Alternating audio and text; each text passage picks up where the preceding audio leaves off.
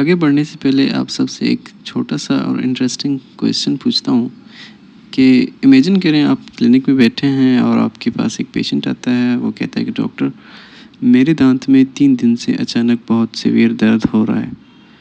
अब मेरा सवाल आप लोगों से ये है कि आप आंखें बंद करके उसकी बात पर 100% यकीन करेंगे?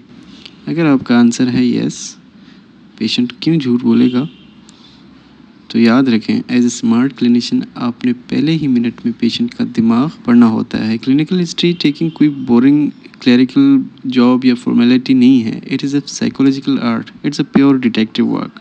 अब बुक में हमारा नेक्स्ट हेडिंग है history of chief complaint. It's also called history of presenting illness. Chief complaint में पेशेंट ने आपको सिर्फ एक लाइन बताई थी। अब हमारी रियल इन्वेस्टिगेशन शुरू होती है हिस्ट्री ऑफ प्रेजेंटिंग कंप्लेंट में, जहाँ हम उस दर्द या स्वेलिंग की क्रोनोलॉजिकल डिटेल स्टोरी पूछेंगे। मतलब स्टार्ट से अब तक की पूरी स्टोरी हम पूछेंगे। It expands a single sentence, a chief complaint for example toothache into complete medical narrative. अब आपके जहन में आ रहा होगा कि पेशेंट ने चीफ कंप्लेंट बता दी, अब आगे जाके हम खुद इन्वेस्टिगेशन, लैब टेस्ट, एक्सरेज करवाएंगे, वो है ना हमारे पास, तो इतना सारा किस्से कहानी करने की क्या ज़रूरत है।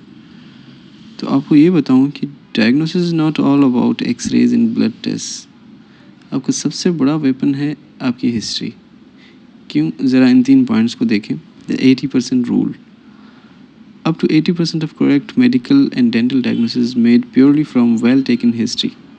एक्सरे तो बस आखिरी कंफर्मेशन है, जो कंफर्म करते हैं कि आपने जो डायग्नोसिस बनाई थी वो वाकई में वही डिजीज़ है। दूसरा, सेव टाइम एंड मनी। ये पेशेंट को अननेसेसरी एक्सपेंसिव टेस्ट से बचाती है। आप टारगेटेड काम करते हैं और पेशेंट का पैसा और आपकी दोनों सेव होता है। तीसरा ये है कि स्ट्रॉन्ग डॉक्टर पेशेंट बॉन्ड। जब आप पेशेंट को ध्यान से सुनते हैं तो एक मजबूत रिलेशनशिप बनता है। याद रखें, पुरानी कहावत है कि आधा मरीज़ डॉक्टर के अच्छे अखलाक और ध्यान से सुनने से ही ठीक हो जाता है। अच्छा, जब कोई पेशेंट आपके सामने एक्यूट सिम्टम के साथ बैठा हो तो आपने रेंडमली सवाल नहीं पूछने। आपने एक हाईली स्ट्रक्चर्ड मेडिकल फ्रेमवर्क का इस्तेमाल करना है, जिसे हम कहते हैं सोक्रेट्स प्रोटोकॉल। ये एक्रोनिम आपके प्राइमरी डायग्नोस्टिक टूल है जो वर्ल्ड वाइड यूज़ होता है। It helps dissect patients pain and symptoms. Let's decode it step by step. सबसे पहले साइट। अपने एग्जैक्ट एनाटॉमिकल साइट मालूम करनी है। पेशेंट से कहें कि मुझे एक फिंगर से पॉइंट करके बताओ एग्जैक्ट किस जगह दर्द है। अगर पेशेंट एक स्पेसिफिक टूथ पर फिंगर रखता है तो पेन लोकलाइज्ड है, फॉर एग्जांपल एक्यूट पल्पाइटिस। अगर वो पूरे जॉ पर हाथ फेरे तो मतलब पेन डिफ्यूज्ड है। अब है ऑनसेट, यानी ये दर्द कब और कैसे शुरू हुआ। क्या ये ऑनसेट सडन था, अचानक से झटका लगा, विच इंडिकेट्स एक्यूट इन्फेक्शन और ट्रॉमा, या फिर ग्रेजुअल था, धीरे धीरे बढ़ा, विच पॉइंट्स टुवर्ड क्रोनिक प्रोग्रेशन। अब नेक्स्ट है कैरेक्टर, नेचर ऑफ पेन मालूम करना, यानी दर्द फील कैसे होता है, इसकी क्वालिटी क्या है। कैरेक्टर बदलते ही आपका डिफरेंशियल डायग्नोसिस बदल जाता है।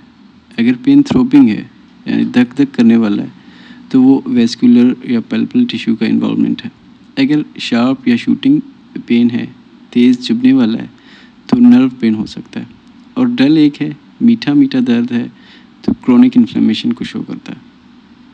अब है रेडिएशन, पेन की एक्सटेंशन पूछना कि क्या ये दर्द इसी जगह रहता है या कहीं और ट्रेवल करता है। डेंटल पेन की अपनी स्पेसिफिक पाथवेज होती हैं। मैक्सिलरी अपर टीथ का दर्द टेम्पोरल रीजन में रेडिएट करता है और मैंडिबुलर टीथ का दर्द ईयर या नेक की तरफ ट्रेवल करता है due to shared nerve pathways. इस वजह से रेडिएशन का पूछा जाता है कि पेन कहाँ तक जा रही है।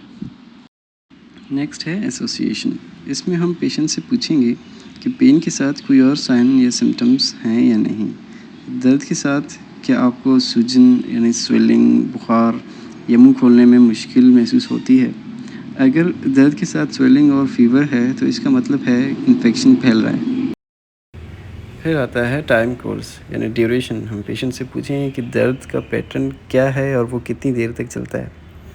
क्या ये दर्द कांस्टेंट रहता है या आता जाता है या इंटरमिटेंट है। जब दर्द होता है तो कितनी देर तक रहता है। इसका क्लिनिकल रेलेवेंस ये है, फॉर एग्जांपल अगर ठंडा गर्म लगने पर दर्द सिर्फ कुछ सेकंड्स रहे तो रिवर्सिबल पल्पाइटिस हो सकता है, पर अगर दर्द घंटों रहे तो इरिवर्सिबल पल्पाइटिस होता है। नेक्स्ट है एक्सासर्बेटिंग या रिलीविंग फैक्टर्स, वो चीज़ें जो दर्द को बढ़ा दें या सुकून दें। हम क्वेश्चन करेंगे कि क्या कुछ खाने या चबाने या ठंडा गर्म लगने से दर्द बढ़ता है, या क्या लेटने से दर्द तेज़ होता है, क्या दवाई खाने से या ठंडा पानी मुंह में रखने से दर्द कम होता है। इसका क्लिनिकल रेलेवेंस ये है कि फॉर एग्जांपल लेटने से डेंटल पेन अक्सर बढ़ जाता है क्योंकि हेड रीजन में ब्लड प्रेशर इंक्रीज़ होता है। अब है सिवियरिटी, पेन की इंटेंसिटी को मेयर करना। हम पेशेंट से पूछेंगे कि 1 से 10 के स्केल पर आप इस दर्द को क्या नंबर दे देंगे, जहां 1 का मतलब बहुत हल्का दर्द और 10 का मतलब बर्दाश्त से बाहर। क्या इस दर्द की वजह से आपकी नींद ख़राब होती है? For example sleeping disturbing pain हमेशा सीवियर पैथोलॉजी को इंडिकेट करता है, जिसमें इमीडिएट ट्रीटमेंट ज़रूरी होती है। देखिए, हर पेशेंट एक जैसा नहीं होता। कुछ पेशेंट्स आपको क्लियर एंड स्ट्रेट हिस्ट्री बताएंगे, जबकि कुछ की हिस्ट्री पज़ल की तरह होगी। तो इस बुक में 2 तरह के केसेस दिए गए हैं, एक स्ट्रेट फॉरवर्ड केस एंड दूसरा है कॉम्प्लिकेटेड केस या कॉम्प्लेक्स केस।